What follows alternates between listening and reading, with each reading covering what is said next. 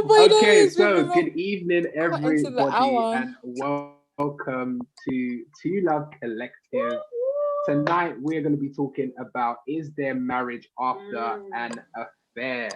For those of you that have been following us, obviously, you guys know that we've been talking about, is divorce an option? It's either a statement or it's a question. And we've been really talking about some interesting things. We spoke about forgiveness for about 2 weeks, talking about how important forgiveness is. And I think the first one we just shared about what this whole concept is all about. We're not saying that divorce is an option. We're saying that it's not, because in line with obviously how God feels about divorce, it's something that he doesn't like. And one of the definitions we gave for divorce is that it's the death of a relationship. However, the people are still alive. They still see each other. They're still dealing with the emotion of the loss. However, they are still alive. And this is just not God's purpose for us. So one of the things that we've been trying to say and to encourage those people who are watching is that we are trying to equip those who are looking to get into a relationship, looking to get married, equipping you with the types of things that you need to do now to help prevent, that kind of thing happening to you, and also helping married couples how to navigate through what they are going through currently, so that they don't step into having to deal with a divorce. We also understand, just a disclaimer, we also understand that obviously there are some situations that are completely outside of our control. Do you know what I mean? But there are things obviously that are in our control, which we have to kind of deal with, and that's what we're going to be talking about tonight. So we have Ope, who is a very, very good friend of ours, known her for a number of years, and she is an infidelity. I always have to pause before I say her title. So infidelity recovery specialist. Yes, sir. So now, guys, sorry, just a quick one. If you have any questions for Ope and you want to keep it anonymous, feel free to ask it in the question box. Or if you want to just ask your question straight out, just post it on the feed. We're going to keep the whole ball rolling. We've got some questions for Ope already. But if you do want to ask anything, or if you really just feel like, you need to reach out to Ope, feel free to get in touch with her on her Instagram. You can direct message her, and you don't ask or anything like that. You can just go straight to the source, and you can discuss with her with whatever you feel fit, really. Absolutely. So okay, without further ado, we're going to hand over to you. We would really like you to just give us a few minutes of your time to tell us, what does it mean to be relationship. Even as I go into it, I want to say infidelity, but I feel like that's not just what you do. You do a lot more. So although we've been saying it's an infidelity recovery specialist, there is more within your scope. So just tell us a bit what about you do. Okay. Hi, guys. Thank you so much for having me. Like Ulrich and Siobhan said, we've known each other for many years. We go way back in single days, before children, before marriage, all of that good stuff. So yes, I'm really honored to be here this evening. So yes, Opepraise Gregory, what are you about? So I'm a certified infidelity recovery specialist, but before that, I was certified as a couples coach. So everything surrounding marriage, relationships, questions to do with, should I not? Is he the one for me? Am I the one for him or her? And then I wanted, because then around 2018, I saw that there were a lot of people who, because you're a pastor or a leader in church, you automatically became a counselor. And so I wasn't necessarily comfortable with that. So I wanted to specialize in something and get certified, get my credentials and validation. And so that's why I went into couples counseling. And then in couples counseling, I didn't want to call myself a counselor. So I, again, looked at different options, and infidelity was what came up. And because then I recently moved back to Nigeria, and what it was in this part of the world, infidelity is covertly In fact, now it's moving to overtly now, but covertly accepted. So it's not a big deal if you have a spouse who cheats on you. So that's literally where the interest came in. That I even had a cousin who said that she's expecting her husband to cheat on her, but she's okay with that. And that's even before marriage. So that literally just rang bells in my head. And I thought, I'm not going to just call myself a couples coach or counselor. So I went into infidelity and learned certain things, and, I'm equipped. I'm also an intimacy consultant. And what that means is that I help couples when it comes to sexual pleasure in marriage. So just encouraging orgasm, that must have been a fun class, boy.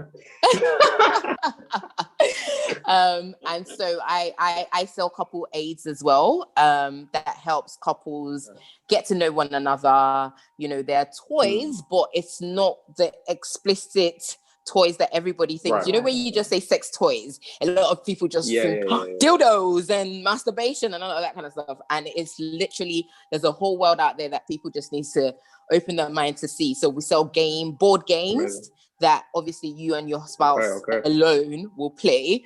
There are card games, there are sexual position games that shows you different sexual positions that you can enjoy with your spouse and whatnot. So that's pretty much what I am, who I am. You can catch me on Opepraise for the counseling sessions and for the, couples aid on secretroom.ng.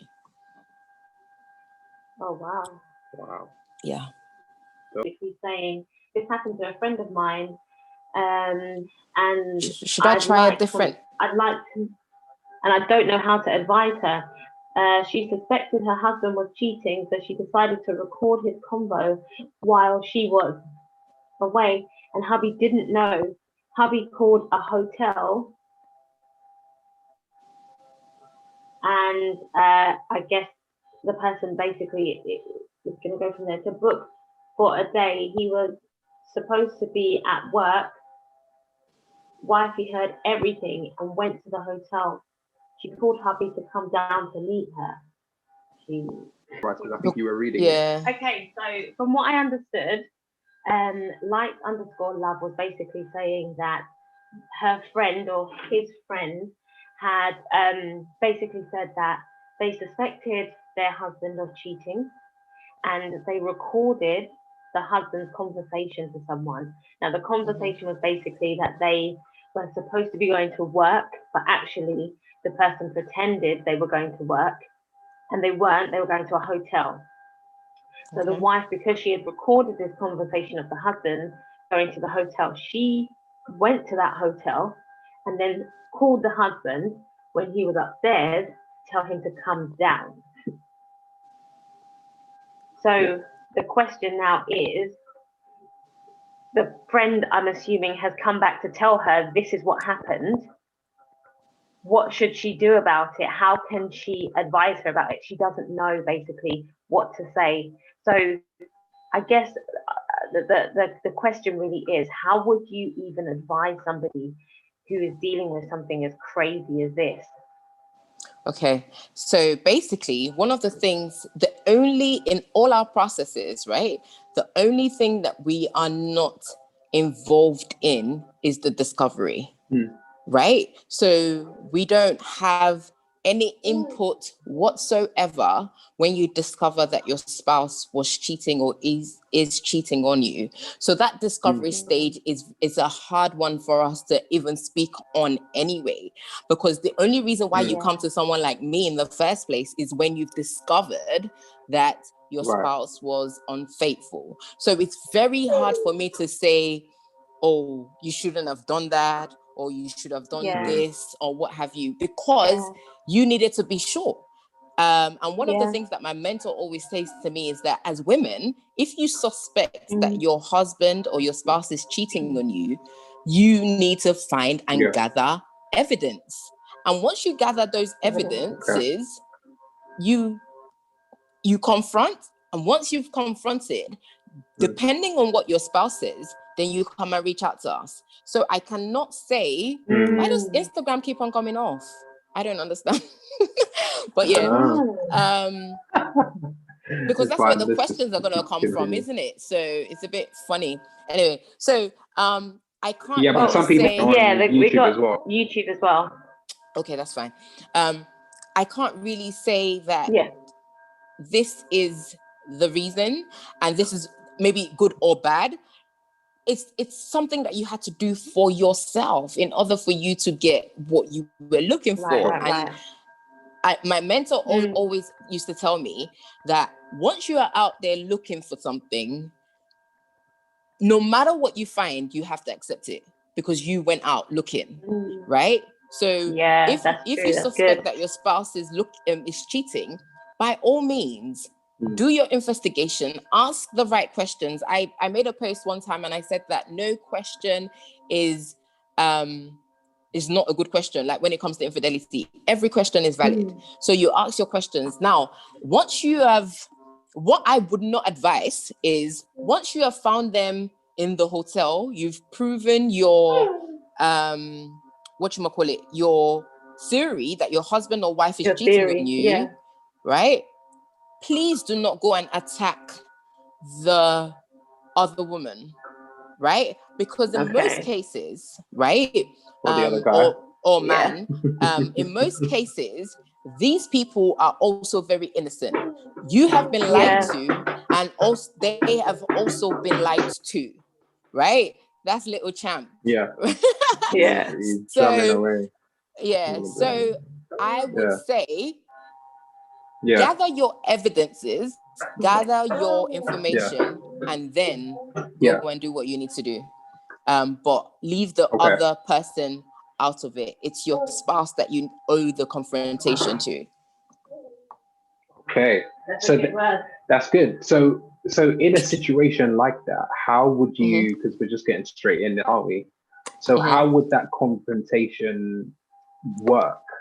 Do you know what I mean? Because obviously, I can only like imagine that, you know, making that discovery and even getting to the point where you now have the evidence. How does one keep themselves sane whilst going through that, and then still have to almost like, you know, hold yourself together to now confront this person? And obviously we know that we're talking obviously from a Christian perspective as well as a non-Christian perspective. But how does one do that? Because you're saying to approach, but how do you do that without, you know, with all of that emotion inside? You know what I mean? I think the lady who gave the story, they're saying this was 2 weeks before their 2nd year anniversary. So it's not, they're quite a easy. Young couple. Yeah. So it's not like an easy situation to find yourself in, right? Your world is literally shattered, right? You look at yourself, you've built something with this person, however long it can be, whether you were together for a year, you were together for a month. Cheating is cheating, and it's earth shattering for you because you've trusted this person, you've given this person your all, especially when you have made a vow in front of God and in front of man, right? So that is very difficult. But what I would say is you have to learn the art of responding rather than reacting. There's a difference. I like that. Yeah, because once you hear something so hurtful like that, the first thing you want to do is get a knife and key up his car or break the windows and, you know, throw something and all of that kind of stuff. But then once you have like keyed up the car and broken the windows and everything, the next day that the children need to go to school, that's the car that's taking them to school. So what's happening? Do you understand what I mean?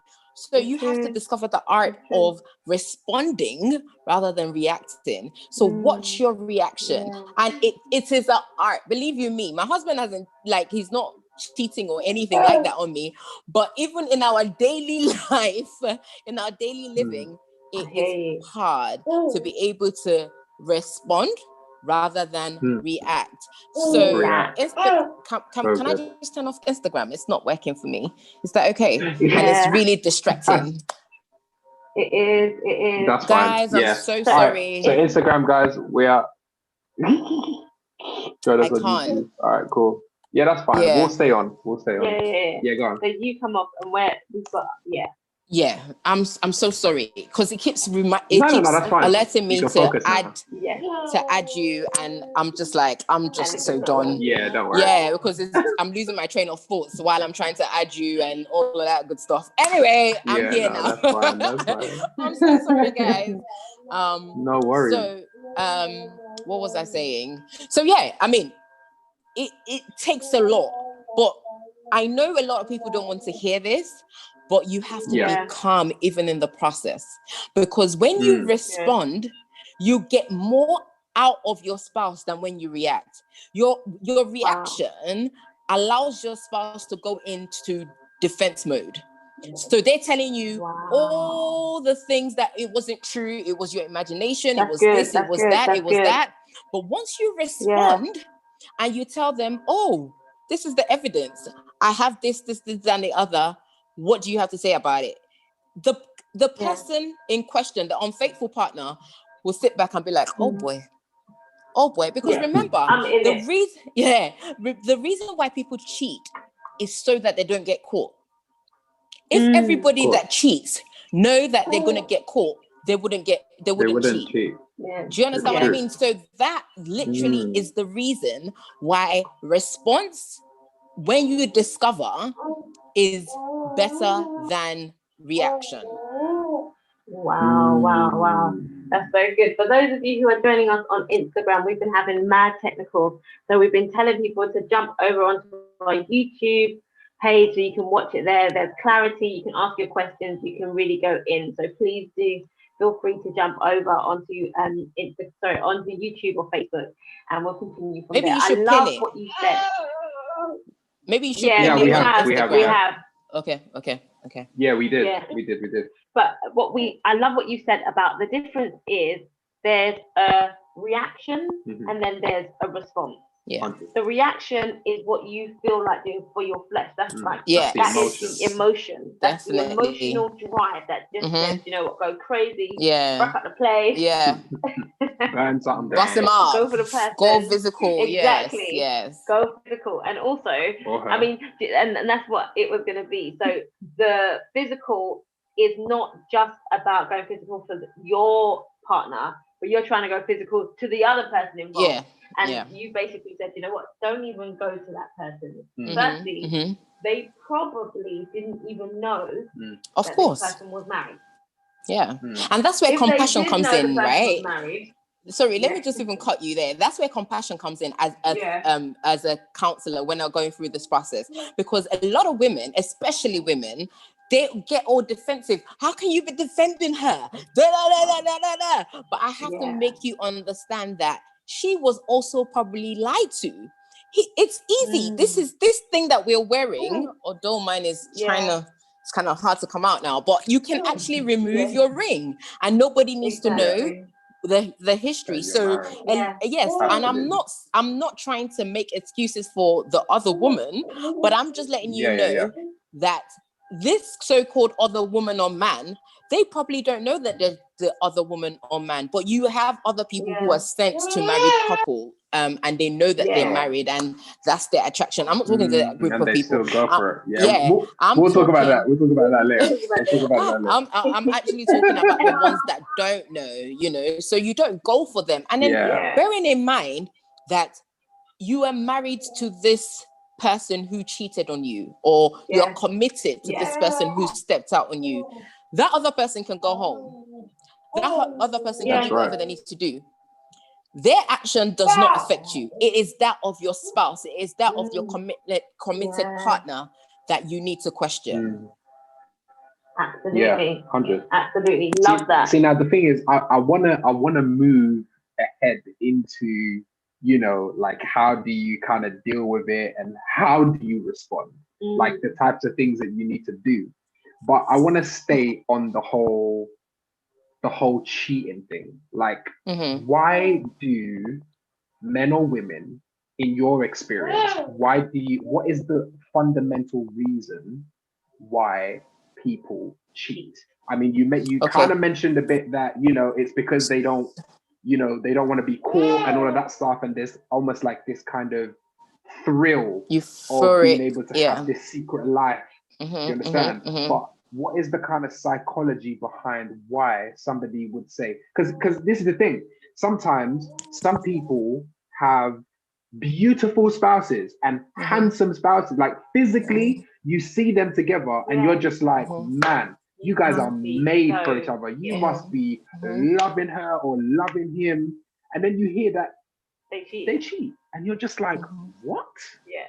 That doesn't make any sense. Like when you hear Eric Benet cheated on Halle Berry, you're like, well, that's Halle Berry.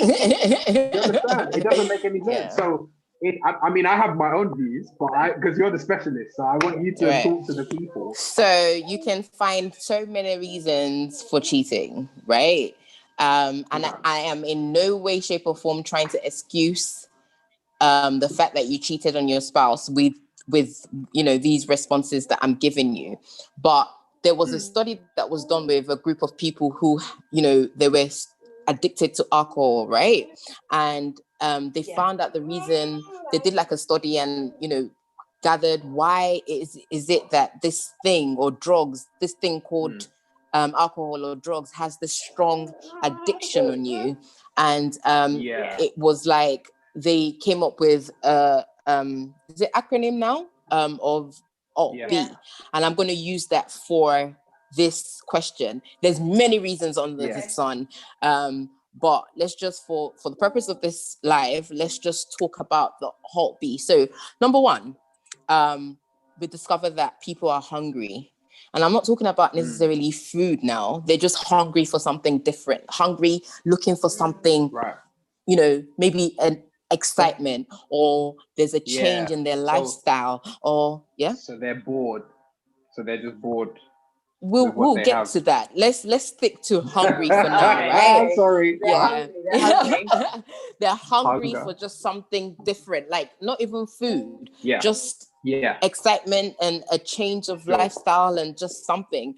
The other one is A. They're angry at their spouse, angry at life, frustrated with work, just angry. So what did they do? They don't want to lash out in the house, so they go and find pleasure and calm outside in somebody else's arms, right? Then you have the L, right? The L is lonely. Most of these people that you find, though they're married, they find themselves very lonely. They don't have an open communication with their spouse. They are, there's no form of intimacy. They find themselves being alone. There's no communication and all of that kind of stuff. So they are lonely. So who else is going to quench my thirst or my loneliness? It's down, I'm going to go to another man or go to another woman.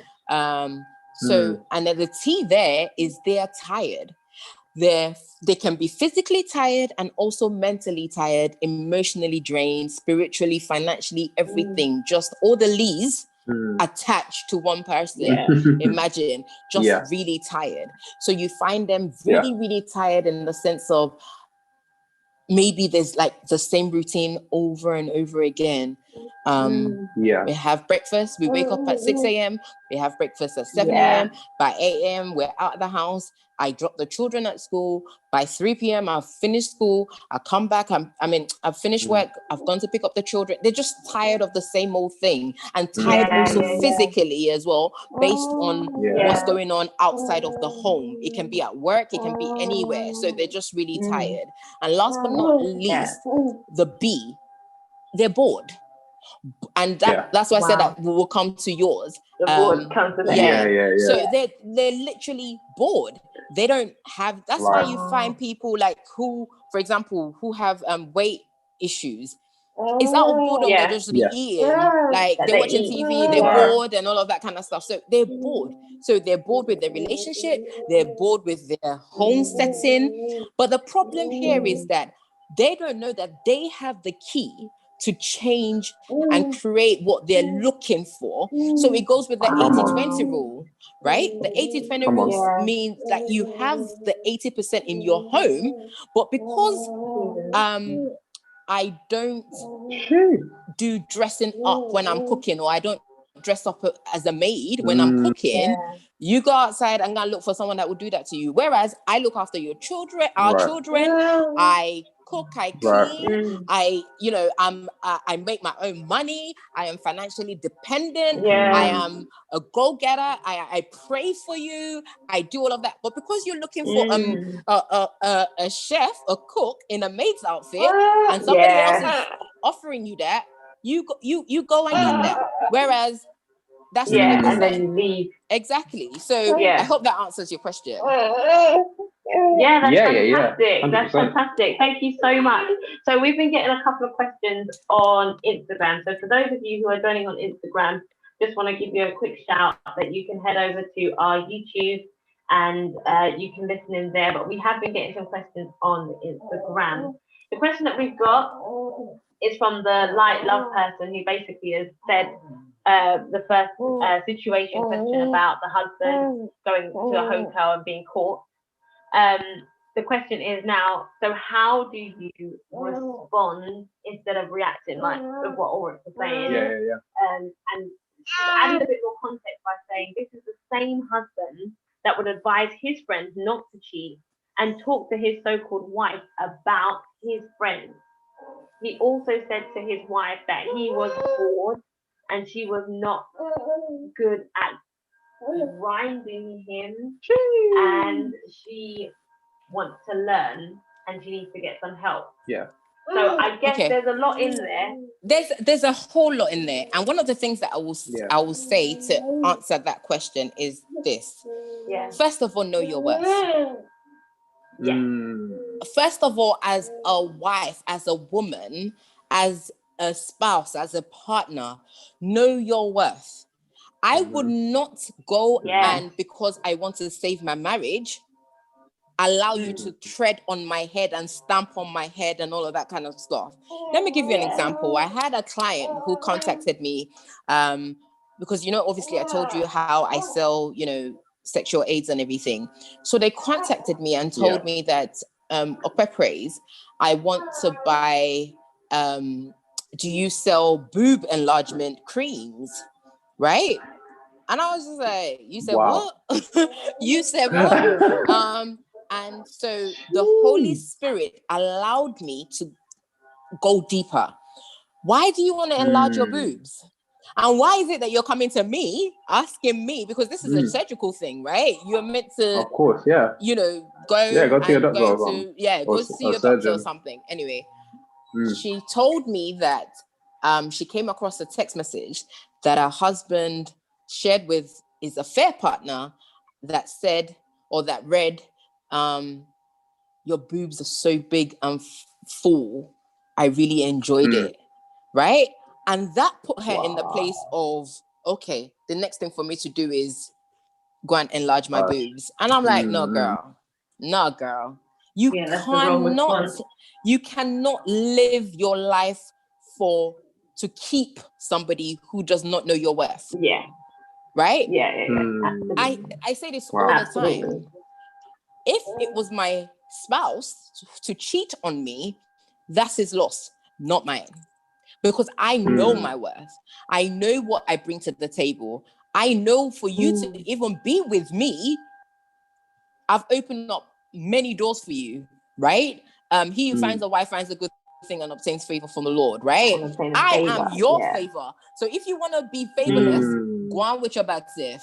I'm not, I'm not trying to, sugarcoat things. But to answer specifically to this light love question, it's not simple. It's not an A and B question that, this is what you should do and this is what you shouldn't do. One of the things that I would say is you have to reason. Responding also is taking after discovery, you don't have to confront straight away. Speak to yourself. Speak to yourself and know that, what am I going to do? What do I actually want to do? So when you discover, it's going to hurt. It's painful. But calm down. You know, you would have to calm down because you don't want to make any irrational choices immediately. So, for example, I just found that you just found out that your spouse is cheating on you, right? And immediately you've packed your load and all of that kind of stuff. You're packing, you're moving out. I can't do this. Where are you gonna go? Yeah. Really, where are you gonna go? And even if you have friends, quote unquote, there is an expiry date on your friendship when it comes to living with them, right? So they can hold you up for one day, they can hold you up for 1 week, they can hold you up for 1 month. But believe you me, you are invading in their space. After a while, they'll be like, "Yo, Ori, brother, I like you. I like you. I mean, I'm here for you, bro. But you got to go. You know, exactly. So you have to literally calm down and think about what you're going to do next. Once, for example, once you found out that was going to happen, what I would normally do is just set traps, and that's what you set things.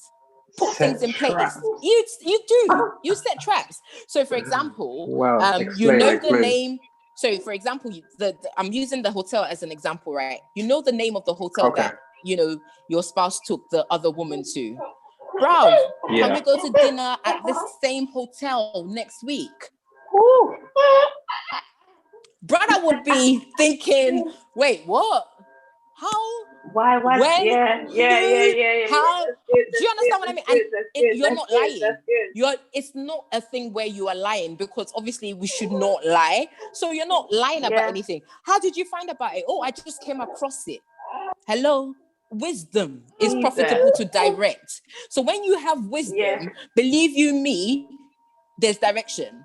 Yes, Ulrich, you're biting your lips. I can see you. So I've got a question, because I have to make sure that we are completely balanced at all times. Yes. And my next question is going to be about experience where, men have caught their wives cheating. Yeah. But my question is... Wait, sorry.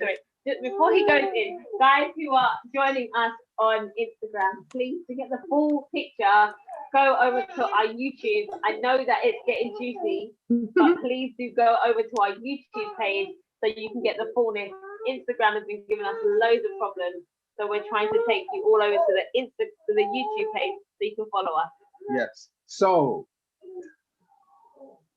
you said set traps, okay? Mm-hmm.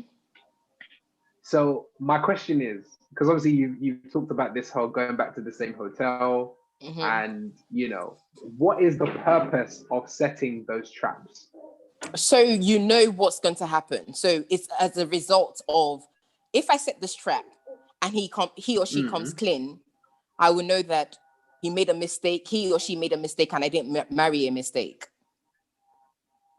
Right. So Does the that make purpose sense? of doing all of that is to basically give them the opportunity, exactly, the cheating spouse, the opportunity to come forward and say what's going on. Okay, cool. And there's an end. There's an end to it, right? It's not like you go on for 1 year, right? You just want to know where the heart of your spouse, the unfaithful spouse is. Is it loyal to me, or he or she will go out of their way to cover their traps? Once you keep asking specific question and this person lies through their teeth, just know you have your answer. This person does not value you. This person does not see what they're doing as quote unquote wrong. That's good. Okay, please, let me just come in there. I think that's good. And the reason why I say that's good is because what you're deciphering is it worth me staying there in life after this affair? This marriage is worth fighting for. If this person made a mistake, because for the person to get to the road of saying, right, I'm going to cheat, there's a number of things that has happened before. Like what you said, they were bored, they were hungry, they were unfulfilled. Maybe you as a spouse were now not doing something intimately that they wanted, X, Y, and Z. However, if they love you and they still want you, they may turn around and say, you know what, I made a mistake. It won't happen again. Let's work on us. Let's work on getting to that place again. But you see, my issue is everything that you've said is completely valid. And please, this is not me like trying to be bigging up the cheating person. I'm trying to be balanced. Yeah. I'm trying to be balanced because the issue is I understand what the standpoint you're coming from, because obviously you're setting the traps to find out where the heart of the cheating spouse is. But my issue is, if you're saying that he's hungry or she's hungry, you know, and all of these different kind of emotions that they've been going through, whether that be for years, whether that be for a short period of time, my issue is, how does you setting those traps, how does that make the person come clean? Because if they're still hungry and they're still in that state where either the 20% of what they desire is not in it's you not there as the spouse, you saying, oh, can we go to this same hotel? He might think, oh my gosh, you know, get a bit worried and all of that kind of stuff. But if he or she is still in that place where they're still upset, because sometimes I guess the cheating could be out of spite. Do you understand what I'm saying? Or anger, like you said, they might be angry. So I guess in my head, I'm just thinking that woman or that man would do everything in their power to keep it away from the spouse. Okay, because so remember, this they is don't know that you know. Remember so what I said to you. Keep maintaining. The quote unquote setting traps. Maybe I shouldn't have even used that statement, but it's out there now. The setting traps.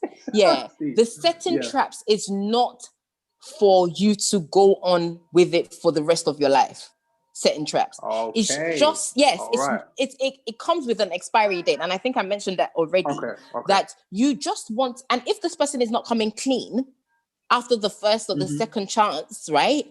You confront, and by confronting, you're not throwing dags, you're not throwing knives, you're not throwing bottles or anything.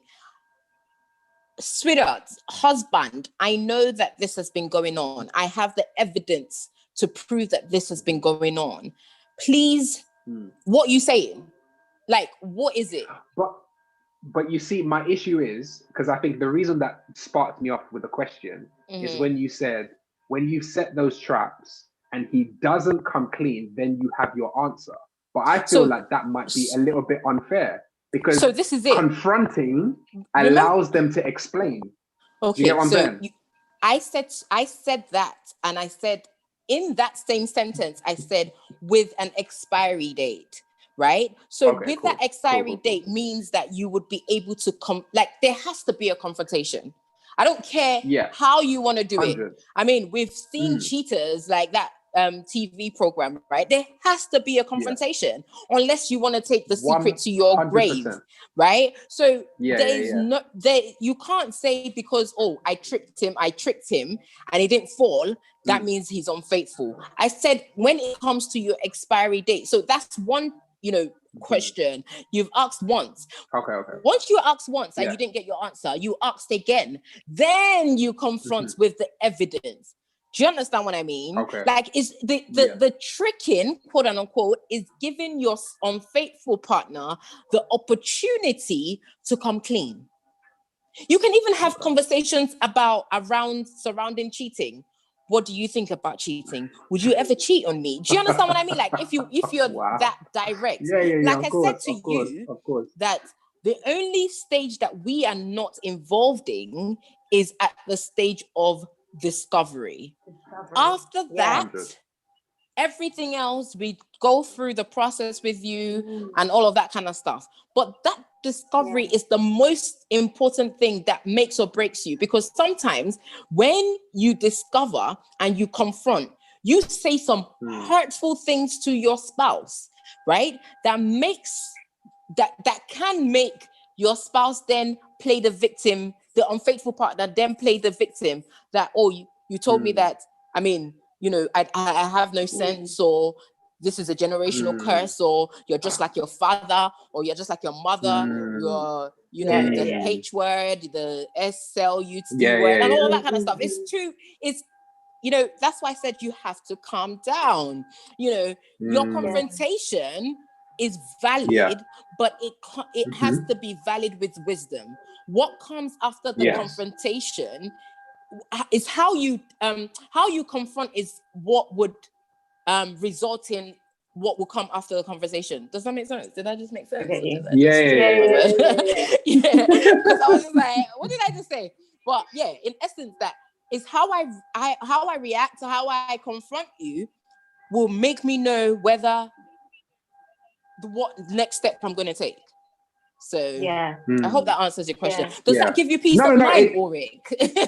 It does, because I guess for me it's like when you do interviews, it's like you have to almost think of all possible, of course, 100%, occurrences. So I'm as hard as it is, trying to put myself in the shoes of this hypothetical example that we have, because I'm just thinking it's really important for the conversation, like you're saying, like for the confrontation to happen, because at the end of the day, that's when you actually hear. Because I think sometimes when I think about this subject, when I think about the whole cheating thing, if you're in it, you're consumed in it. All you see is how to mask this thing so that nobody knows what's happening. So 100%. Even if you see that your spouse is getting close, your immediate reaction is to cloak this thing so that it cannot be discovered. But that action doesn't communicate it communicates where they're at, but it doesn't I don't think it necessarily communicates the heart, because until the speaking begins, until the 100%. delving into the why begins, 100%. Then you will never know the heart. And all you're judging is the action. It's like saying, it's gone. That's why I say to you, you don't react, you respond. The reason why you respond is so that you know how to, like, what next step you're going to take later, after. So my first reaction is, I'm going to pack out. I'm going to leave this place. You defiled our marital bed. You broke your vow to me and all of that good stuff, right? The only way you're going to get a resolution is when two of you speak. And I've said it before. What makes reconciliation happen is the fact that you always have to ask yourself the question, did my husband or wife make a mistake, or was I the one that married a mistake? It's so valid, because one of the things that makes us reconcile as couples after, infidelity is the fact that you recognize, as the hurt partner, you recognize the kind of role you played. Again, I'm going to say this, and please quote me in saying that this is not in any way, shape, or form to excuse cheating. Please, right? There's no, I don't even care what anybody wants to tell me. There is no reason under the sun, in the Bible, in heaven and earth, why you should cheat. There's no validity. There's no, I'm not going to give it, and then, I was going to say something, but let's just put that aside. So, when the forgiving process comes in, you then, as the hurt partner, begin to see the roles you played in, quote unquote, letting your spouse step out. But having said that, you should never, ever blame yourself for the action your spouse made. So 100%. Because we have an issue in our marriage doesn't necessarily mean that you need to go and step out. I'll give you another example. Because you stepped on my foot, right? You are the one that stepped on my foot. Does that give me a right to pull out a gun and shoot you and kill you off? It doesn't. No. What I need to do is tell you, Siobhan, you stepped on me. And then you can give you the chance to apologize or be arrogant about it. Once you are arrogant about it, then I know that you really don't care about me. Yeah. Do you understand? And you have that's your what answer. It comes down to. 100. And that's what it is. But when you turn around and tell me that you're sorry, right? I will say this now, that sorry is not even enough.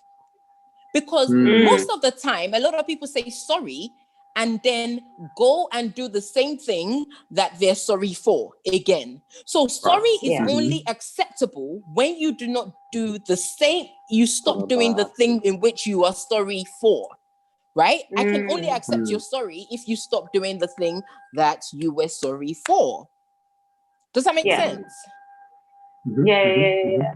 So I guess I'd like to ask you another question, but I want to steer it towards the recovery side of things. Right, yeah. So let's say you've got couples who have identified there's been a breakdown of trust. Now that breakdown of trust can be at any point. So whether it's cheating or entertaining conversations or just whatever it is, maybe it didn't actually manifest. So it's important to just mention here that there's different forms of cheating, right? There's cyber cheating, there's emotional cheating, there's physical cheating, there's financial cheating, there's spiritual cheating, right? There's a lot of categories for cheating. And my pain threshold is different to your pain threshold. So just because you know your husband did not physically cheat with somebody, like have sex, doesn't necessarily mean that the pain is not as much as somebody who had full-blown sex and was naked with somebody. Does that make sense? Yeah, like for some people, they don't want to see their partner looking at someone else, but for some people, they're like, you can look, but as long as you don't touch, as long as you don't do anything. So then you've got the different thresholds. Basically, what you expect in your marriage is not the same as what somebody else. So I get that, but I guess my question is, for people who are actually in their relationship, they've been through the broken part of trust, whether that's in spiritual, financial. So I guess financial is when they're spending and they're not telling the person what they're spending. Keeping it away. Yeah. Or they're buying gifts. Yeah. Yeah. So whichever form of cheating has taken place in whatever the different spheres are, how do we now build the recovery? Because what we would like to know is life after cheating. So it starts with So it starts with number one, the most important thing here is forgiveness. Right? So let me draw the parallel with us and Jesus Christ. Jesus died on the cross while we were yet sinners. Right? And and a lot of people, every time I do this, I get questions, but he's God. But aren't we trying to be like him? Right? Isn't the point of us being Christians to be Christ-like? So we have to take the example of Christ. So he forgave us and died for us while we are yet sinners. So if you are going to stay, right, and you want to go on the journey of recovery, you have to, number one, forgive, right? Number two, and while I will stay on number one, because number one, it's so loaded. There's many aspects to it, because once you forgive and you've decided to stay, and you cannot keep bringing up the past and saying, that's the same thing you said to me 2 weeks ago, or that's the same thing you said to me a month ago, or that's the same thing I've seen the pattern, and stop and turn it into a nagging thing, right? I always tell my clients, make sure that you forgive, right? And eventually with time, you tend to forget. You don't forget that your spouse cheated on you. You forget the pain and the hurt and the disappointment. Why? Because you both are building together. And that's for the hurt partner. Now, for the unfaithful partner, right? You have to develop a sense of accountability. So your wife or your husband has decided to stay with you and forgiven you. You cannot tell me that you want things to you cheated today. I found out today. I've confronted you today. By tomorrow, you want to be going out with your boys again or your girls. Homeboy, homegirl, reel it in. Right? Accountability, meaning that as I'm going to work, I'm leaving the house now and I'm going to work, and you know I'm going to work. But something happened along the way. I ran out of petrol. I stopped at the petrol station and I saw Jill. And Jill tells me, Opepraise, can we meet up for a quick coffee before work? I'm calling my wife or my husband to say that I just saw Jill at the petrol station and we are going for a quick coffee. Why do you have to be accountable? Because if both, and it's innocent now, this whole meeting Jill and all of that is very innocent. But if somebody else sees you at the coffee shop and tells your spouse, oh, girl, Opepraise, I saw your husband at the coffee shop. Or I saw your wife at the coffee shop. Immediately, alarm bells goes flying. It goes to the wrong You're place. like, it paints the but wrong you picture. said to me that you're going to work and all of that kind of stuff. And it is hard work. This is where most of the relationships break down. Because you're like, I've said sorry. Why do you need to keep a leash on me? It is not about keeping a leash on you. It is about you being accountable to your spouse. And listen, it took you 10 years to build this trust. It took one moment, a millisecond even, to break it. So how do you think that I can then forgive and go back to the way things, what took me 10 years to build and get me to this point? How do you think it's not going to take me another 10 years or even minimum another 10 hours to build? Do you understand what I mean? Like, you can't expect me to forgive you and then all of a sudden I'm opening my legs to you again and I'm, it's all you have to allow your hurt partner go through the process.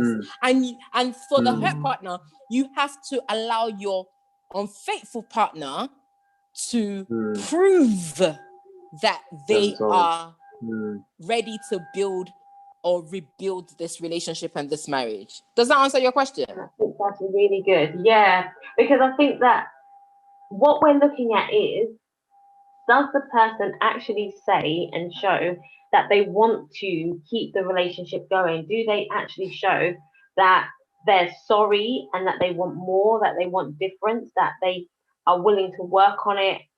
They are repentant and they're actually saying, I recognize I was wrong. Please forgive me. Can I just even say at this point as well that you can't have a relationship by yourself.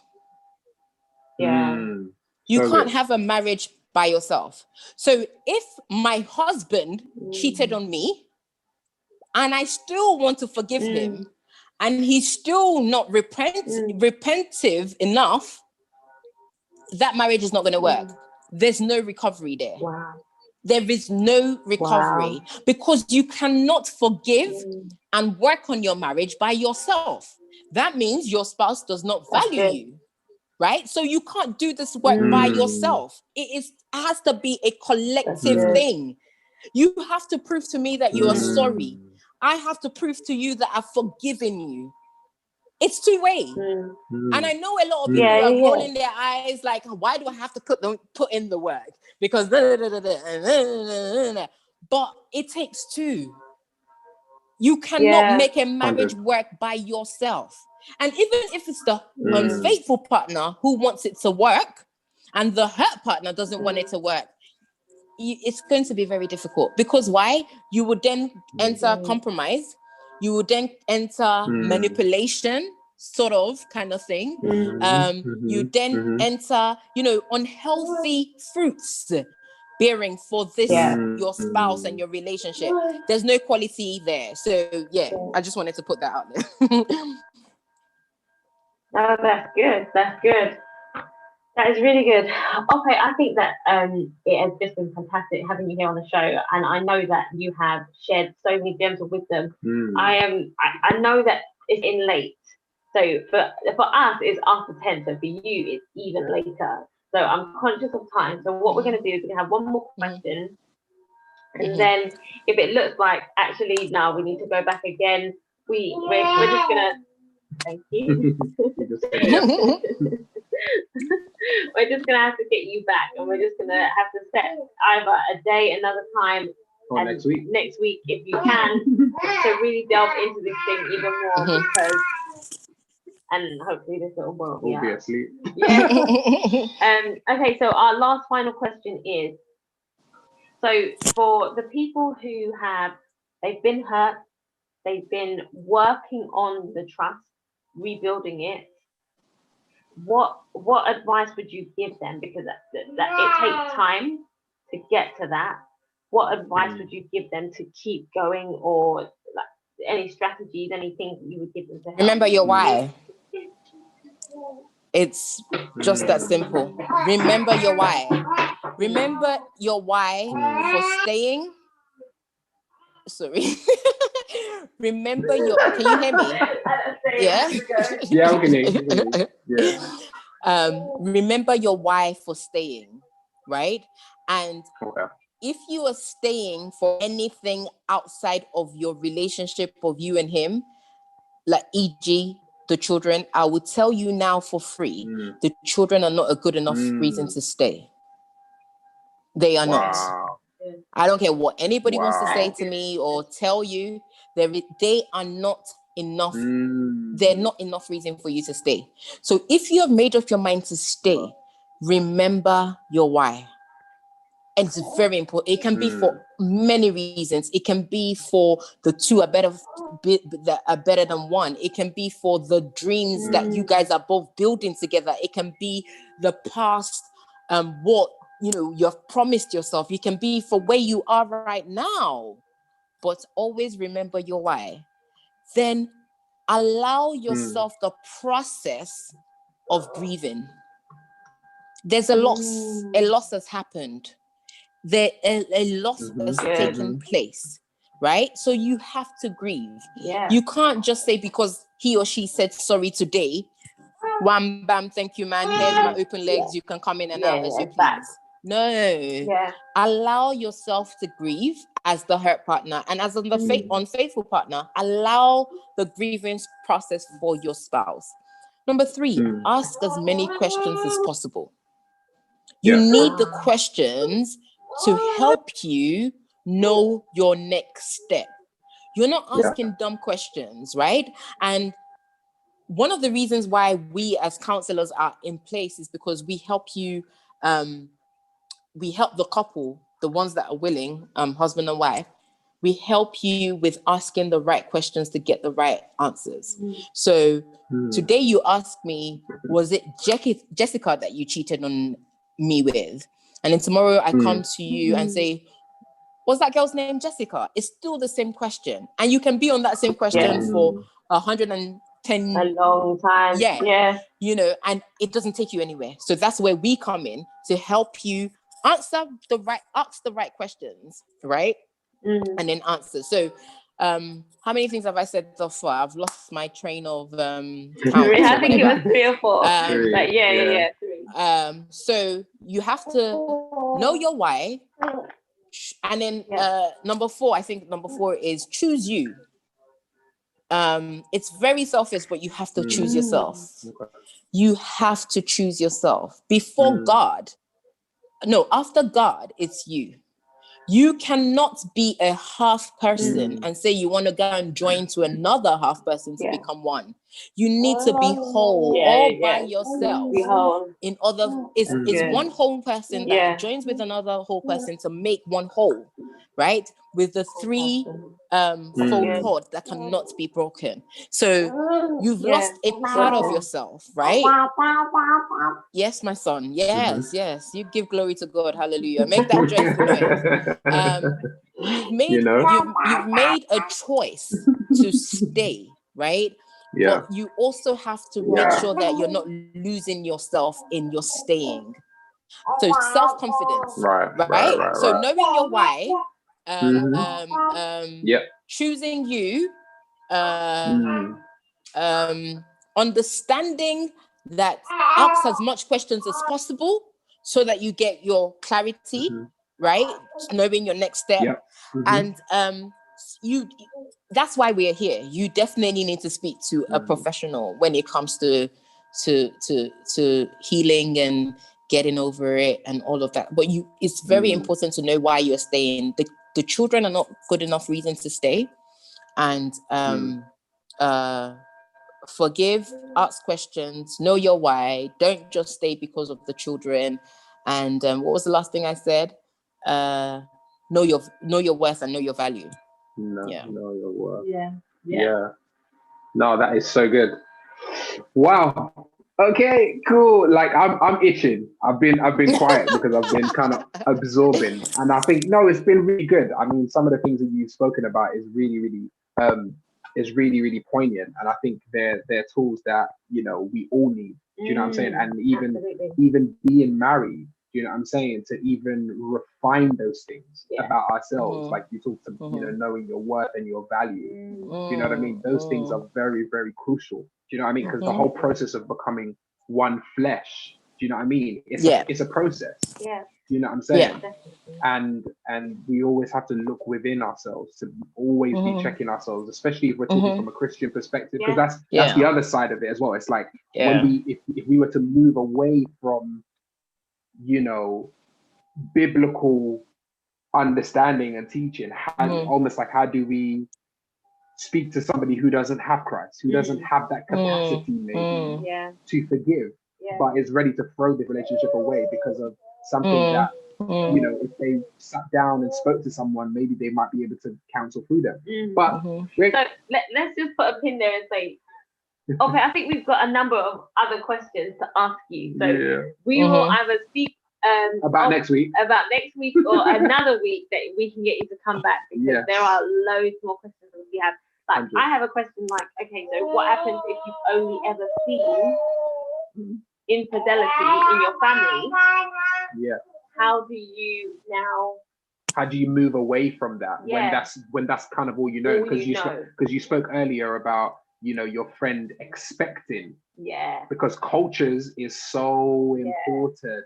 Because when you're accustomed to a thing, how do you now shift from that expectation that you're expecting your spouse to cheat, because that's the culture of everyday life. Like I love that question. Don't answer it. Don't try to answer. We'll get you back. Oh, There's a few more of those in the bag. Okay. We'll get you to answer those. But can I just say here, as you're rounding up, that Jesus makes the difference. Jesus actually makes the difference. He's the beginning and the end of all things. Like, I would not be here happily married, right, without any form of infidelity whatsoever in my marriage, if not for Christ. I fear God before I fear man, right? So I ain't trying to step out of from my husband because I know how much damage that would do to my relationship with Christ, right? Yes, there's reconciliation with Christ, but he makes the difference, not just with the forgiving, he also makes the difference in the keeping myself for the one I am betrothed to. Do you understand what I mean? So that's, I must say that Christ makes the difference. He makes the difference. And in the culture in Nigeria, there's a lot of people frown on therapy and counseling and all of that kind of stuff. After Christ, please seek help. Yeah. We all need help. No man is an island. So seek help where you can. So I just wanted to just drop that in right there. No, 100%. That's amazing. Lovely. All right, cool. So guys, thank you guys for all of you who have that cliffhanger that you did, Siobhan. I'm not gonna forgive you. Like, I'm actually looking forward to that answering that question now as well. No, it's gonna be amazing. All right, cool. So guys, all of you guys who have kind of tuned in, we're so sorry about all of the technical. We'll definitely make sure that it's a little bit better. Hopefully next week, if Ope can join us next week, that would be great. But guys, thank you guys for tuning in.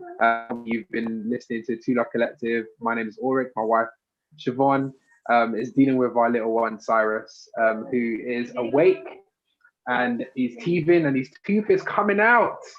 And he's supposed to be asleep now, but unfortunately he is awake. But guys, Ope, again, thank you so much. Thank you for having me. Today. You have been amazing. Like, so many good things. This is going to be obviously on YouTube, so people can listen back to it and stuff. You can listen back to it yourself. Sure. But guys, so thank you again for tuning in. We are going to be back next week Same time, 9 p.m. GMT. We'll let you know obviously what next week is going to be about. We'll speak to Opepraise. He's going to come next week. But if not, we're still going to be here. We're still going to be dealing with divorce. We've got a few more, things that we want to share around the topic. So yeah, guys, keep it locked. We appreciate you guys. All right. Thank you so much. Thank you. Have a good evening. Bye. Thank you.